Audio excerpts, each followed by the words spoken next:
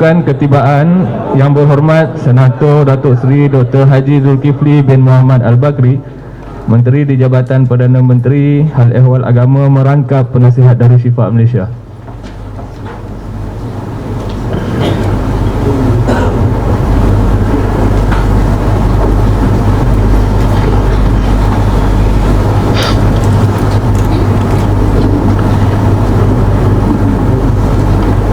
Silakan duduk.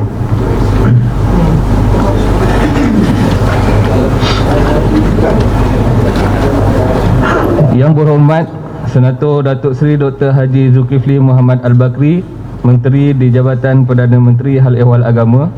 Yang berbahagia Dr. Muhammad bin Doi, Penasihat Darul Shifa Malaysia. Yang berbahagia Datin Khadijah binti Muhammad Saleh. Yang berusaha Tuan Haji Abdul Rahman bin Ahmad, Pengurusi Darul Shifa Malaysia. Barisan Ahli Jawatankuasa, seterusnya tuan-tuan dan puan-puan yang dirahmati Allah sekalian. Pihak majlis mengalu-alukan kehadiran Yang Berhormat Senator ke Majlis Mesyuarat Agung Tahunan Darul Shifa kali ke-31 pada hari ini, dan tanpa melengahkan masa, pihak majlis menjemput Yang Berhormat Senator untuk memberikan ucapan dan seterusnya merasmikan Mesyuarat Agung Darul Shifa kali ke-31 dengan segala hormatnya. Dipersilakan.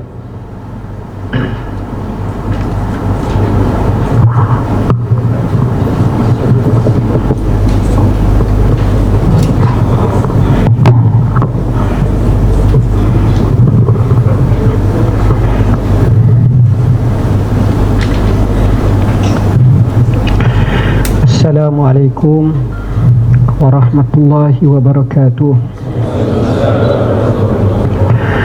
Alhamdulillahil qail wa nunazzilu minal qur'ani ma huwa shifa. Ashhadu an la ilaha illallah wahdahu la syarika lah, wa ashhadu anna sayyidana Muhammadan abduhu wa rasuluh. Allahumma salli wa sallim ala sayyidina Muhammad wa ala alihi wa ashabihi wastanna bi sunnatihi wa ihtada bi hadihi ila yaumiddin, amma ba'. Yang saya kasihi pengurusi majlis,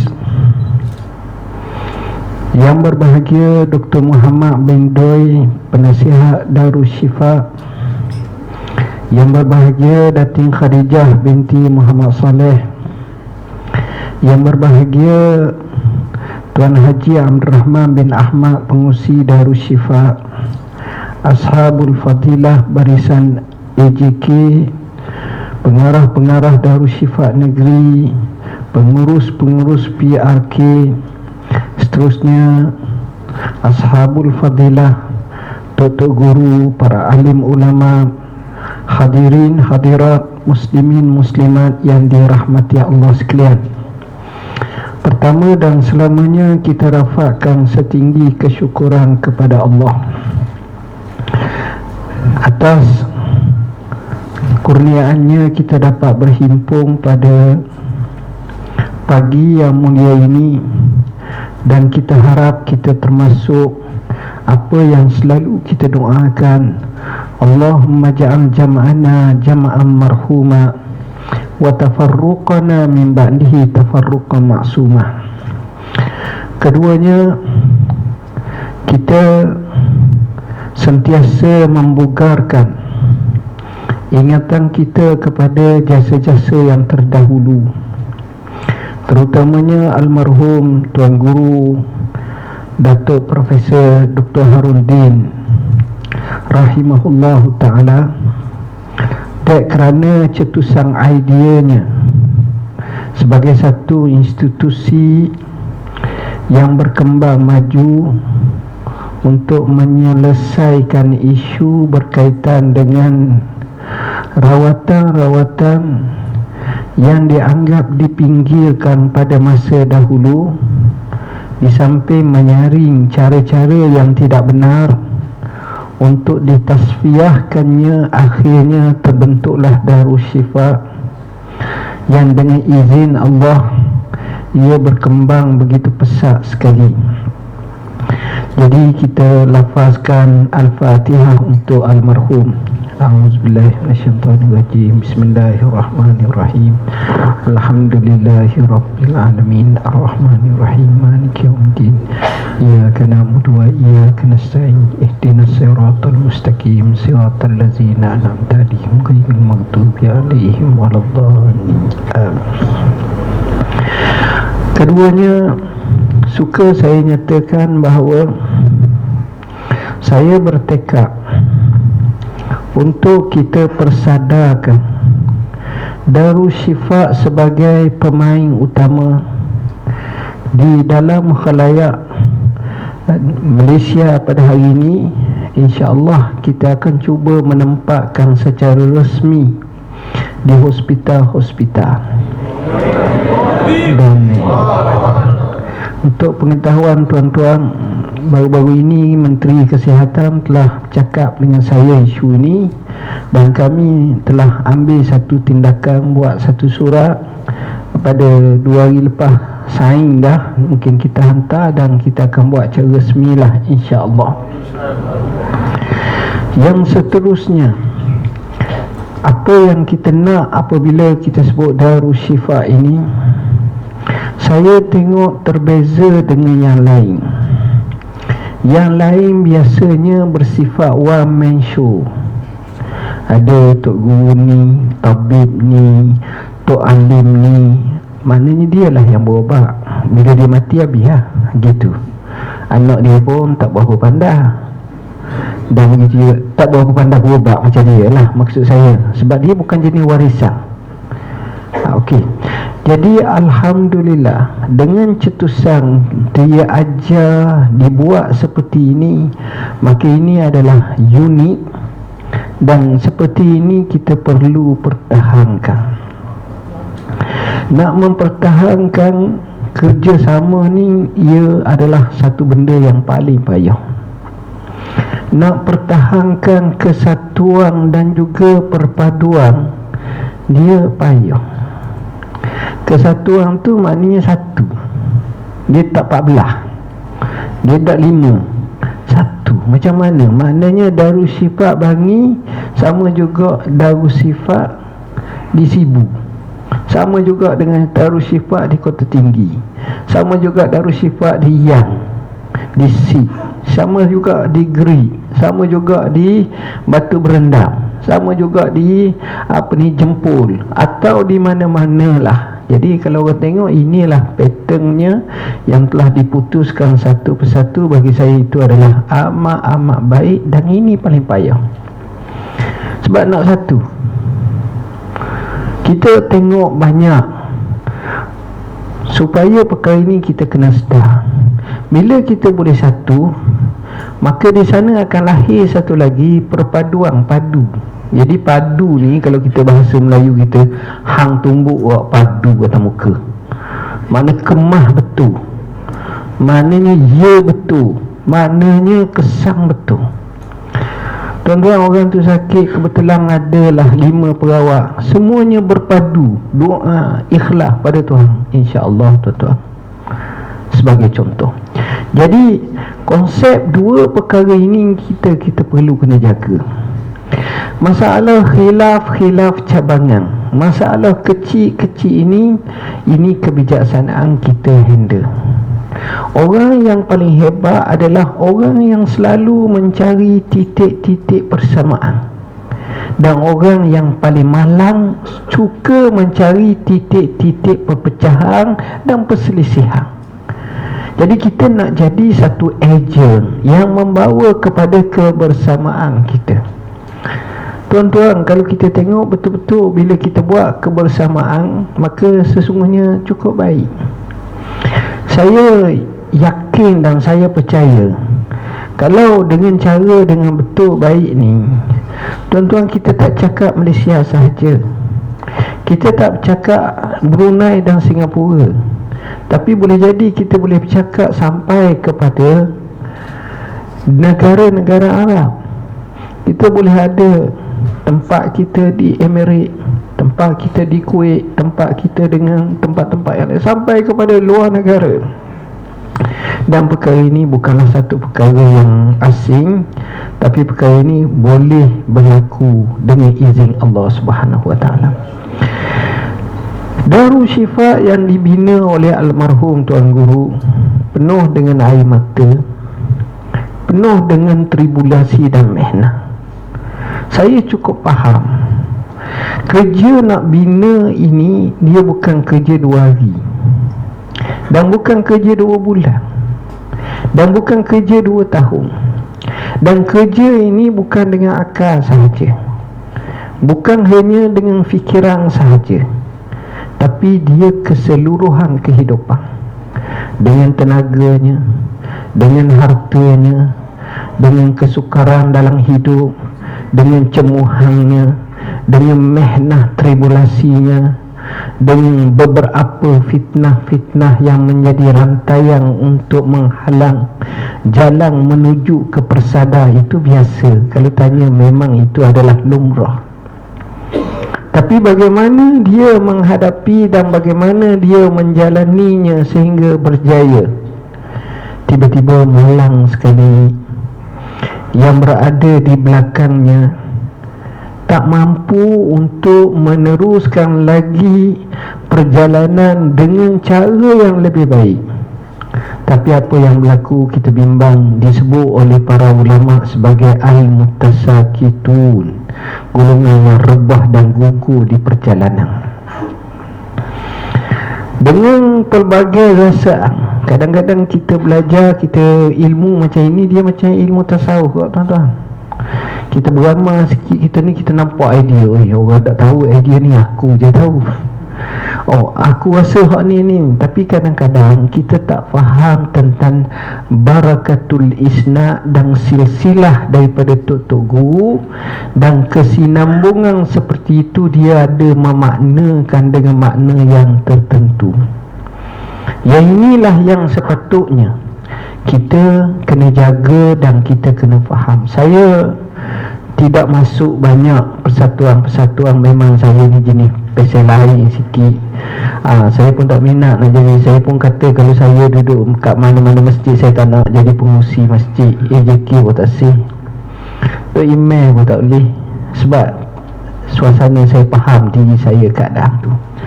Tapi apa yang saya naknya ialah bila kita tengok keadaan macam ini, setakat hari ni kali ke-31 kita dapat buat seperti ini adalah satu kejayaan yang besar.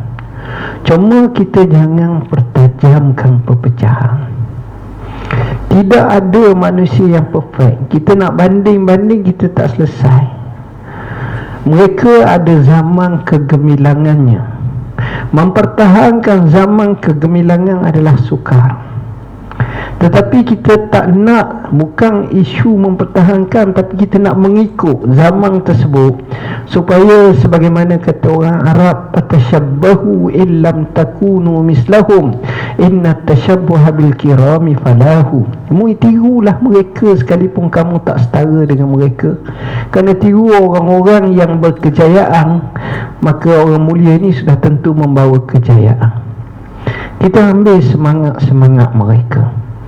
Apa-apa yang tersisi dan tersisa yang ada pada mereka yang mampu kita kutip, maka kita kutip dengan sebaik-baiknya. Dan kita tunjukkan rasaan apa yang kita nak. Nombor satu, berkenaan dengan tawadhu'. Man tawadhu'a lillah rafa'ahu Allah. Siapa yang tawadhu' kerana Allah, Allah angkat dia. Yang kedua, kita baca kasih sayang. Dalam Darul Syifa ini kasih sayang penting. Dia manusia ni bila masuk satu kumpulan namanya sakit, dia merentasi agama, merentasi bangsa, merentasi keturunan, merentasi pangkat, merentasi semua kerana nama sakit. Dan di sana kita pun faham Asyafi al-Hakiki adalah Allah. Kita hanya memohon kepadanya. Iza sa'alta fas'alillah wa iza sta'anta fasta'in billah. Ta'arraf ila Allah fi ar-raqa ya'rifka fi syiddah, dan seumpamanya. Jadi di situ bila kita boleh menjadikan seperti ini, insya-Allah kasih sayang. Kasih sayang inilah yang kita nak. Ini termasuk dalam aura-aura positif. Dan ini tak lain dan tak lari dengan apa yang Nabi sebut. Allah sebut ruhama'u bainahum. Nabi sebut masalul mu'minina fi tawaddihim wa tarahumihim wa ta'atufihim kamasalil jasadil wahid idza ishtaka minhu undun tada'a lahu sa'irul jasadi bil humma bis sahri wal humma. Hadis sahih. Saya tak sempat nak syarah panjang lebar kerana kaitannya cukup luas dan panjang ceritanya. Jadi poin yang saya nak, kesatuan dan perpaduan kita kukuh kembali. Caranya macam mana? Cara yang pertama, kita kena buang sebarang bentuk aghyar, ahqab, darain. Apa makna? Segala bentuk yang membawa sadaki, dendam, kesumat. Yang Nabi sebut dubba ilaikum da'ul umam. Dubba ilaikum da'ul umam qablakum. Telah merayap kepada kamu penyakit umat-umat terdahulu. Apa dia? Al-hasad wal baghdha, iri dan juga dendam. Kita cuba nyahkan. Jangan kita tengok kawan kita sebagai musuh yang amat sangat, sedangkan musuh hakiki kita terlepas. Jangan kita sibuk dengan nyamuk seekor dua, lalat seekor dua, tapi harimau yang akan membaham kita biarkan begitu sahaja tanpa kewaspadaan. Makanya caranya adalah saling ziarah menziarahi dan buangkan kem-kem banyak. Cukup satu kem. Kita satu je kem Tok Guru Harunding, senang. Tak payah kem orang ni, kem orang tu, tak kem Tok Guru Harunding. Sebagai contoh, kem almarhum, senang. Jadi orang sebut Darus Syifa, itulah yang kita nak. Baik, poin seterusnya, oleh kerana kita makin lama makin besar, maka ilmu ini perlu dikembangkan dan diwariskan dan perlu diperkasakan daripada generasi kepada generasi. Dan kalau ini kita boleh kekalkan, maka sebagaimana yang saya katakan sebagai satu institusi, itu penting. Tuan-tuan bayangkan, kalaulah dipersetujukan dan diresmikan kita punya perubatan kita ini, salah satu dari sudut rawatan ini di hospital-hospital. Tuan-tuan bayangkan 14 buah lagi hak nama hospital besar, 14 dah. Dan orang sakit tu bukan 4 orang sehospital. Ada yang 8,000, ada yang 4,000, ada yang macam-macam. Ini kita tak cakap Selangor saja. Hospital tak besar pun jadi hospital besar. Maksud saya ramai, bertaraf. Kajang ada, Sungai Buloh ada, Kelang ada, Shah Alam ada, macam-macam. Kita tak masuk masalah klinik-klinik kesihatan kecil lagi tu. Kita nak cakap hak besar saja. Hak ini saja kalau kita bilang lebih pada 3-4 kali jari kita. Siapa yang nak mengisinya? Saya tak nak bila kita kata kita sanggup, kita buat takkanlah Ustaz Ali je buat kerja. Dia 3 hari 3 malam lembek dia nya. Sebab itu kita kena buat cara macam main bola. Mana passing lah, passing. Ambil 2 jam. Ni 2 jam. Hak ni 2 jam. Hak ni gini. Okey. Tenang. Dan ini insya-Allah boleh buat betul-betul. Mungkin kena fikir satu pakaian yang khusus sebagai perawat supaya tidaklah ada penyamaran ke apa ke, dengan nama ke, dengan logo ke, yang kita standardizekan dan biar kita nampak sesuai, kita masuk semua pihak peringkat. Dan ada satu ini, yang ini memang saya tak nak capur tangan, saya serah pada Darus Syifa je. Tapi bila ada kita, orang tahu ini Darus Syifa sebagai contoh. Baik, Poin yang terakhir, oleh kerana saya lama dah cakap ni, saya sejujurnya amat syukur pada Allah kerana saya tengok secara lahiriah dan zahir kita masih boleh bertahan. Kelemahan-kelemahan yang ada pada kita, kita baiki melalui usrah, melalui kita buat majlis tawasi, majlis nasihat menasihati. Saya ambil majlis hari ini, tujuannya saya tak lain, saya mengaku tuan-tuan, saya mengaku bahawa kerja tuan-tuan ni kerja yang mulia. Saya tak mampu. Kerja-kerja seperti ini, kita menolong dan memberi cahaya kepada kehidupan seseorang, besar pahalanya. Kita ingat siapa yang tolong orang, Allah tolong dia. Bukan orang tolong dia, Allah tolong dia. Bila ini kita ingat, maka sudah barang tentu akan memberi kesan yang cukup besar. Makanya marilah sama-sama kita berpadu. Kita ingat nasihat almarhum Tuan Guru yang banyak beri nasihat secara khusus kepada rakan-rakan kita, sahabat-sahabat dia, murid-murid dia, yang kita pegang dan kita jadikan sebagai cara untuk kita bersama satu. Dan yang kedua, saya nasihat kepada pimpinan yang baru ke yang akan dilantik, sekali-sekala kena bakar kambing macam buat mengikut Zoom. Maknanya katakan di Terengganu, mari hak di Kelantan, hak di Pahang, kumpul santai bincang, cukup. Pergi pula belah utara, Perak, Kedah, Perlis, Penang, buat sekali di itu tu, buat mungkin dalam 300 orang, 200 orang. Di selatan sama juga, di Lembah Kelang termasuk Kuala Lumpur dengan Selangor sebagai contoh. Dan kita buat sekurang-kurangnya setahun sekali ataupun 2 kali. Orang panggil tajdid al-ukhuwah, maknanya membaharukan ikatan persaudaraan. Dan di situ juga kita kena tukar-tukar. Ni kita Dr. Azrin, Dr. Mak Doi, saya tengok perangai doktor ialah mereka ni akan ada selalu meeting, dia kongsi apa yang dia rawat tu. Selalu saya dengar macam tu. Dia akan kongsi, dia tengok kalau bahagian radiografi, dia tengok kalau bahagian patologi, dia tengok, dia ada kumpulan, dia kumpul.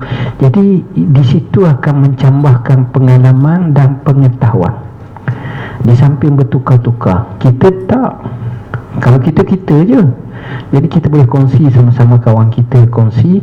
Akhirnya hak ni kata cara ni, hak ni cara, mungkin kita dapat 2 cara, 3 cara, begitulah seterusnya.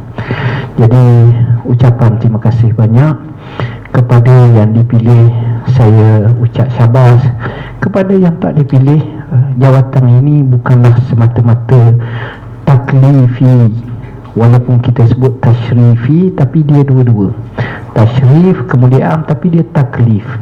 Bila taklif ni nak laksana sukar. Sebab itu saya selalu letak dalam kepala saya belum ber dengan masa. Saya anggap saya akan jadi menteri, inilah hari terakhir saya. Esok saya jadi menteri, inilah hari terakhir. Jadi apa yang saya nak buat, saya buat je. Saya tak nanti tunggu dulu lah pilihan raya akan datang yang lambat gitu. Jadi kita kena buat macam tu. Jadi hak lantik, Alhamdulillah. Hak tak lantik, Alhamdulillah, tak ada apa. Lainlah kalau lantik tu gaji 85,000 seorang, pakat berebut lah hak tu. Ni tak ada kadang-kadang tu. Jadi perkara-perkara macam ini kita cubalah buat yang terbaik. Dan saya sebut, saya sayang kepada anda semua. Cuma tegurlah saya kalau bertemu apa-apa, boleh kita minum sama kadang-kadang tu dengan lafaz yang mulia, Bismillahirrahmanirrahim. Saya rasmikan mesyuarat agung PPP KIM Darussyifaa kali ke-31. Dan saya katakan kepada anda semua, siru ala barakatillah, wafaqakumullah, wasaddada qutakum. Wassalamualaikum warahmatullahi wabarakatuh. Waalaikumsalam warahmatullahi wabarakatuh. Pihak majlis mengucapkan jutaan terima kasih kepada yang berhormat Senator Datuk Seri Dr. Zulkifli Muhammad Al-Bakri di atas ucapan dan juga perasmian itu tadi.